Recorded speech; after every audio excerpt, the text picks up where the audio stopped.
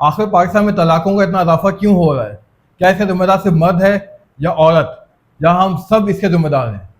हमारे माशरे में भी अलमिया हो चुका है कि तलाक़ें मुसलसल बढ़ रही हैं और इसमें जो सबसे ज़्यादा मुतासिर होते हैं वो हैं बच्चे। आखिर हो क्या गया है कि अना जो है वो जीत चुकी है और हम क्या करते हैं, अपना रिश्ता बचाने की कोशिश ही नहीं करते। इस्लाम तो हमें ये सिखाता है कि कभी ऐसा मामला हो जाए तो अपने बड़ों को भी इन्वॉल्व करो, उनकी भी सुनो, लेकिन हम क्या करते हैं, छोटी छोटी बातों के ऊपर आके टकरार करते हैं और रिश्ता टूट जाता है।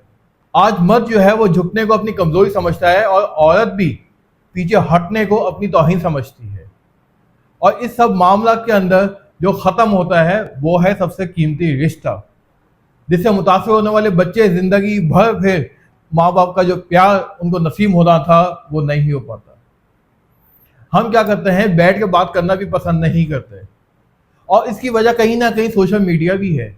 हम क्या करते हैं कि दूसरों की ज़िंदगियों से बहुत जल्दी मुतासिर हो जाता है। हम समझते हैं कि भाई ये आइडियल ज़िंदगी है, हमने तो ज़िंदगी में कुछ हासिल किया ही नहीं, और फिर क्या करते हैं, हम उनकी ज़िंदगियों को देख के जो सोशल मीडिया पे हमें नज़र आ रही है, हम अपनी ज़िंदगियों में खुद आग लगा लेते हैं, हम खुद अलहदा हो जाते हैं, हम अल्लाह की रज़ा में राज़ी ही नहीं रह पाते। हाँ, कुछ मामला ऐसे हैं जिनका वाहिद हल सिर्फ तलाक ही है, लेकिन ऐसा भी क्या कि सिर्फ अना, ज़िद और अपनी ज़ाती ख्वाहिशा के चक्कर में हम किसी को छोड़ दें। ऐसा नहीं होना चाहिए।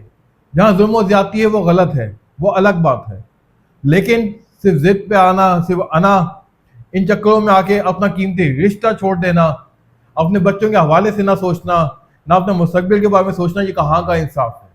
हमें तो चाहिए कि कभी भी ऐसी कोई बात हो, जैसा इस्लाम भी हमें सिखाता है, पहले आपस में मिल के बात करें, उसका कोई हल निकालें। अगर हमसे हल नहीं निकल पाता तो अपने बड़ों को इस काम में शामिल करें और फिर वो जो मशवरा दें उस पर अमल करने की कोशिश करें।